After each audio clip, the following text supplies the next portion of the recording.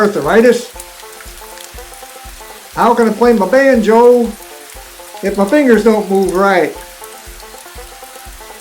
Guess I'll have to whip me up a batch of ginger beer.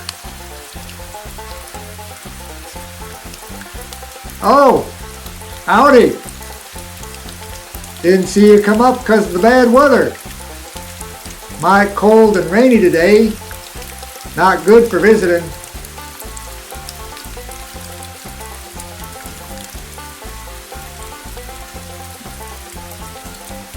These hills can be mighty unforgiving.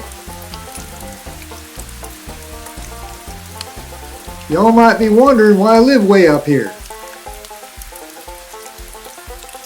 Well, sir, my great-grandpappy had a plantation down in Georgia. He loved that old place. One of his favorite pastimes was sitting in front of his house, staring out past the live oaks, with a glass of mint julep in his hand. But times changed.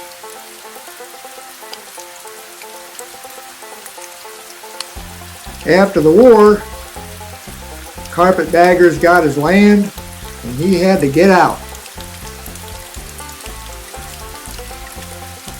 Got himself a place up in Tennessee, as far up in the hills as he could get.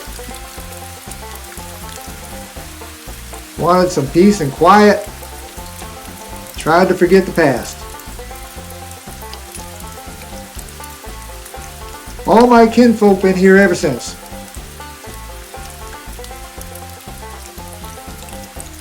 Like to see the old place if it's still there, but I like it here. Peaceful and quiet.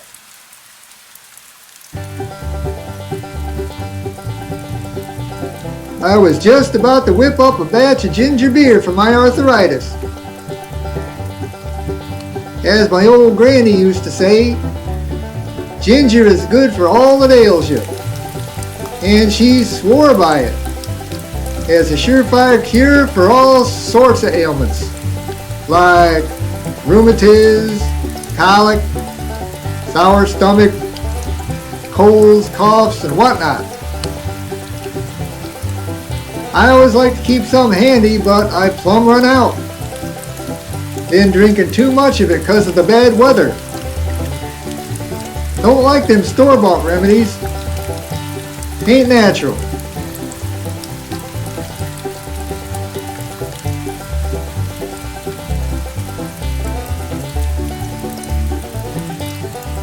How do I mix it? Well, it's kind of an old family recipe my granny learned me when I was just a nipper.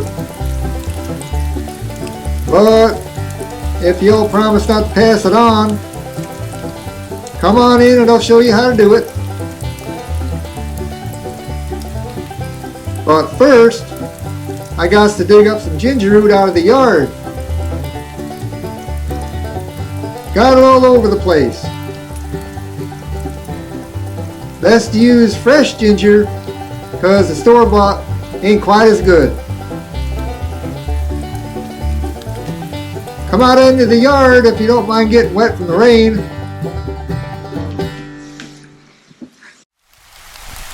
It's kind of rainy out today, so it's a good time to make some ginger beer. First thing you're going to need is some ginger. Now I got ginger growing all over my yard, so all I have to do is dig it up. But if you don't have no ginger in your yard, you're going to have to go down to the grocery store. Now here's a hunk of ginger I dug up.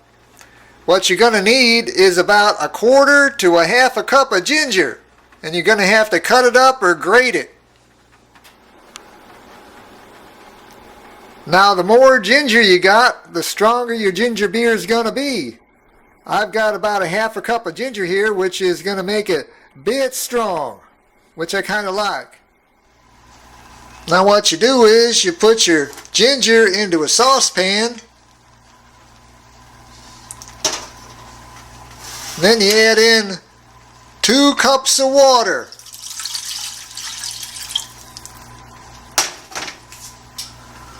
Okay. Now, you'll also put in about a half a cup or so of sugar, or molasses if you got it.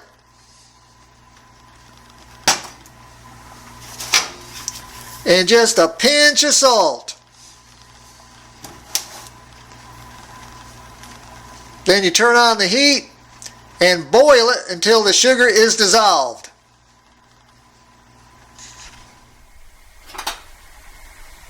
After stirring for a while and bringing it to a boil so that the sugar is dissolved, turn off your stove and cover it and let it sit for about an hour to let the ginger soak into the water.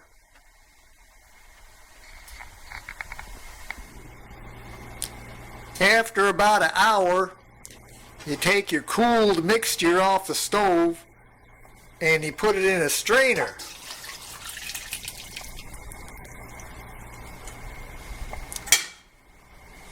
Then you take something and smash down the pieces of ginger to get all the liquid out.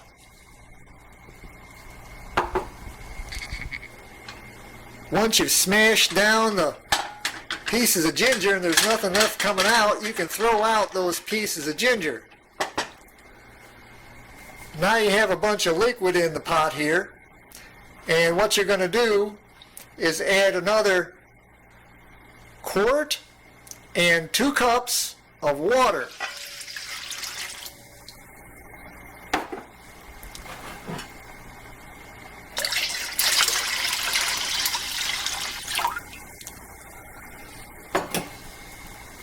And you're going to add about a 1/4 cup or so of lemon juice.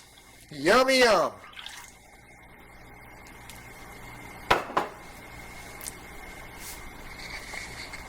Now the next step is real simple. All you have to do is take some yeast, maybe an 1/8 or a 1/4 teaspoon, and just stir it into your mixture until it's dissolved. Now the next step is kind of important.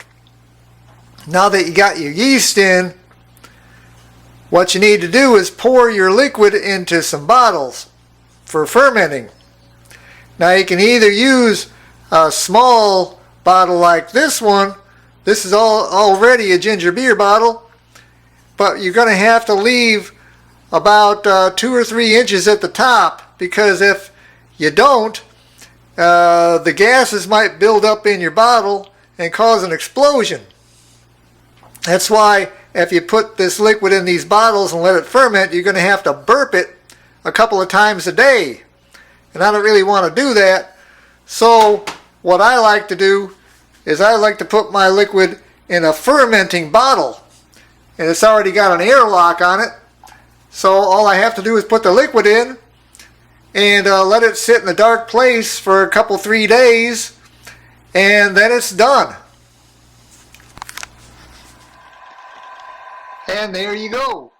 Now my liquid is in my fermenting jar, and I've got some water in my airlock, and now all I have to do is let it sit in a nice, warm, dark place for about 2 or 3 days, and then I'll recheck it.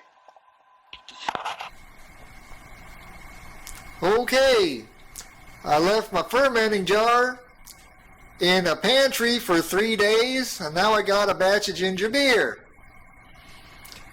Now I can either leave this fermenting jar in the refrigerator, or I can transfer it to some old bottles I got and just drink it out of the bottles. But I think I'm just going to leave it in the jar for now and drink it as I like.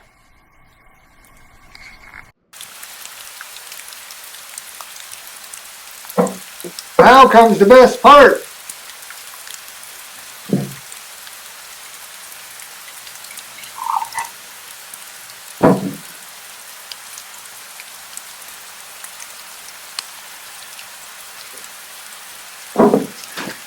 Alrighty. Oh, that's good. Woo!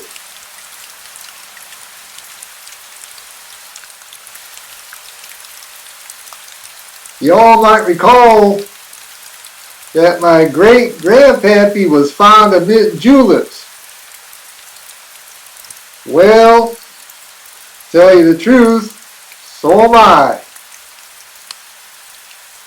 But can't stand bourbon. Gives me the heebie-jeebies. So I put something else in my mint juleps instead. Here's what I do. First, take a bunch of mint and you stick it in the glass and you smash it down. That brings out the flavor. Then you take a whole bunch of crushed ice and put in your glass.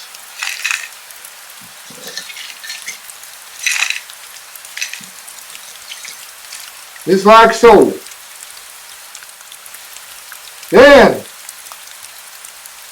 this is my recipe.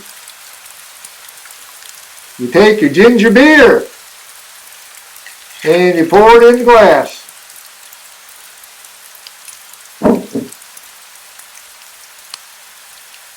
And last, take a sprig of mint and you put it on the top. And that's my mint julep.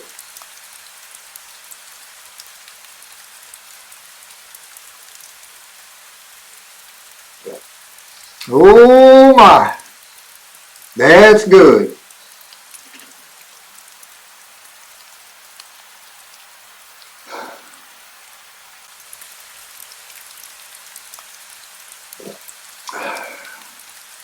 Yes, sirree.